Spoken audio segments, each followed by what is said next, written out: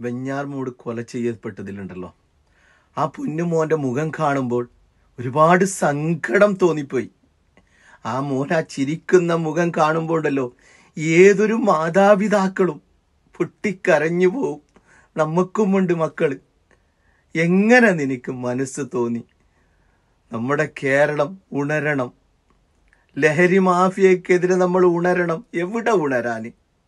ഈ ന്യൂസുകൾ കേൾക്കുമ്പോൾ കുറച്ച് ദിവസങ്ങൾ ഉണ്ടാവും. എല്ലാ മീഡിയക്കാരും എല്ലാ നേതാക്കന്മാരും കുറച്ച് ദിവസം ഉണ്ടാവും. നമ്മളെല്ലാവരും ഒറ്റക്കെട്ടായി, അത് മസ്ജിദാണെങ്കിലും അമ്പലമാണെങ്കിലും ചർച്ച ആണെങ്കിലും എല്ലാ കമ്മിറ്റിക്കാരും ഒത്തൊരുമിച്ചിട്ട് ഇതിനെതിരെ പോരാടാൻ എന്തുകൊണ്ട് പറ്റുന്നില്ല? നമ്മൾ ഒരുപാട് പേര് അതിന് മുൻഗണന. നമ്മുടെ ചെറുപ്പകാലത്ത് നമ്മൾ നാട്ടിൽ വളർന്ന രീതി നമ്മൾ വളരെ ബുദ്ധിമുട്ടിയിട്ടായിരിക്കാം നമ്മുടെ മാതാപിതാക്കൾ ചില സമയത്ത് നമ്മൾ വളർത്തിയിട്ടുള്ളത്. ആ സമയത്ത് നമ്മൾക്ക് ഭക്ഷണം വരെ നേരെ കഴിക്കാൻ പറ്റിയില്ല. അതിനുശേഷം നമ്മൾ വലുതായതിനു ശേഷം നമ്മൾ പ്രവാസ ലോകത്തെത്തിയിട്ടായിട്ട് നമ്മൾ നല്ല ജോലി കാര്യങ്ങളിൽ ആയതിനു ശേഷം നമ്മുടെ മക്കളെ നമ്മൾ അനുഭവിച്ച ആ അനുഭവം നമ്മുടെ മക്കൾക്ക് അനുഭവിക്കാൻ പറ്റാത്ത രീതിയിൽ നമ്മൾ അവർ ചോദിക്കുന്ന ക്യാഷും അവർ ചോദിക്കുന്ന വണ്ടിയും അവർ ഇഷ്ടപ്പെടുന്ന ഫോണും എല്ലാം വാങ്ങിക്കൊടുത്ത് ആ കൊടുക്കുമ്പോൾ നമ്മൾ ഒന്ന് ചിന്തിച്ചില്ല, നമ്മുടെ മക്കളെ ഇങ്ങനെയുള്ള സംഭവം നടന്നിട്ടുണ്ടെങ്കിൽ ഏറ്റവും കൂടുതൽ കുറ്റപ്പെടുത്തുന്നത് ഇന്ന് നിയമപാലകന്മാരെയാണ്. നിയമപാലകന്മാരെ നമ്മൾ എന്തിനാണ് കുറ്റപ്പെടുത്തുന്നത്? കാരണം എന്ന് വെച്ചാൽ നമ്മുടെ നാട്ടിൽ ഒരു സംഭവം നടക്കുന്നതിന് ഇങ്ങനെയുള്ള കുട്ടികൾ ഇങ്ങനത്തെ രീതിയിൽ നീങ്ങുന്നുണ്ട്. കഞ്ചാവിൻ്റെ അടിമയാണ്, MDA അടിമയാണ് എന്ന് നമ്മുടെ നാട്ടിൽ ഒരാൾക്കെങ്കിലും അറിയാതിരിക്കോ? ആ അറിയുന്ന സമയത്ത് നിങ്ങൾ അതിനെ അടിച്ചമർത്താൻ നോക്കണം. എന്തുകൊണ്ട് നിങ്ങൾ അത് ചെയ്യുന്നില്ല? ഈ സംഭവം നടന്നു കഴിഞ്ഞതിന് ശേഷം നമ്മൾ നിയമപാലകന്മാരെ കുറ്റപ്പെടുത്തിയിട്ട് അതിൽ എന്താ കാര്യമുള്ളത്?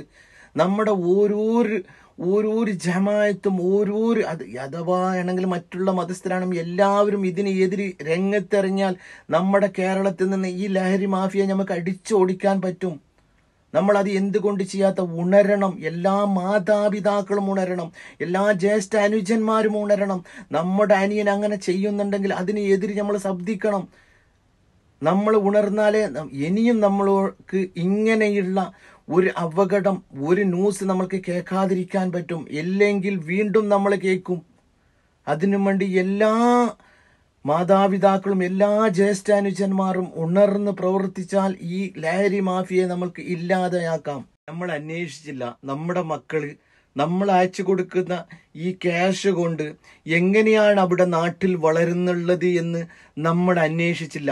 അഥവാ നമ്മുടെ മക്കളെ പറ്റിയിട്ട് അടുത്തുള്ള അയൽവാസികളോ മറ്റുള്ളവരോ വല്ലതും പറഞ്ഞാൽ നമ്മൾ അവരോട് പറയുന്ന ഒരു വാക്കാണ്, എൻ്റെ മക്കൾ അങ്ങനെ ഒരിക്കലും ചെയ്യില്ല എന്ന്.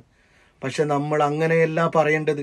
നമ്മുടെ മക്കൾ അങ്ങനെ മറ്റുള്ളവർ പറഞ്ഞിട്ടുണ്ടെങ്കിൽ അതിൻ്റെ പിന്നാലെ കൂടി നമ്മൾ അന്വേഷിക്കണം, നമ്മുടെ മക്കൾ ഇങ്ങനെ ചെയ്യുന്നുണ്ടോ എന്ന്. അത് ചെയ്യാണ്ട് അന്വേഷിക്കാണ്ട് അവരാവശ്യപ്പെടുന്ന ക്യാഷും കാര്യങ്ങളും നമ്മൾ അയച്ചു കൊടുത്തിട്ട് നമ്മുടെ മക്കളെ പൊട്ടാക്കുന്നുള്ളത് നമ്മൾ തന്നെയാണ്, അവരെ വടക്കാക്കുന്നുള്ളത് നമ്മൾ തന്നെയാണ്. നമ്മൾ ഒന്ന് മനസ്സിലാക്കണം, നമ്മൾ ചെറുപ്രായത്തിൽ ഒരുപാട് ബുദ്ധിമുട്ടുകളും വിഷമങ്ങളും കൂടിയിട്ട് ഞങ്ങൾ ജീവിച്ചതാണെങ്കിൽ അതിൽ നിന്ന് ചെറിയൊരംശങ്ങളും അവർക്കും